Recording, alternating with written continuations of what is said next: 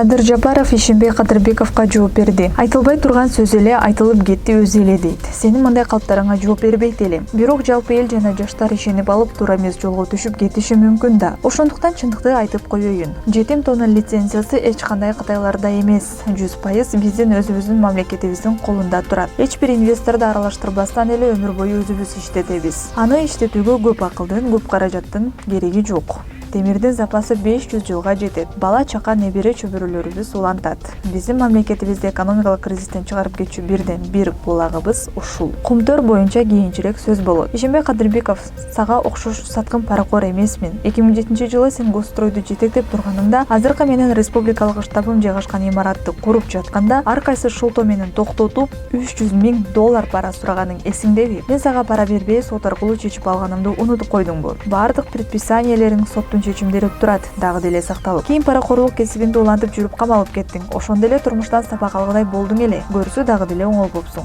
Эми бузукулук кылбай, небере жутун жуттап, тынч эле үйүңдө олтурбайсыңбы? Ушундай бузукуларга жооп бербейин эле дейм. Бирок азыр ушундай кырдаал болуп турат. Анча-мунча түшүнбөгөн элдер ушуга окшогон бузукуларга ишенип алышат. Ошол үчүн жооп берип, чындыкты элге жеткирип туруш керек болуп турат. Мындай акмактарга ишенбегиле, эл журт, деп билдирет Садыр Жапаров.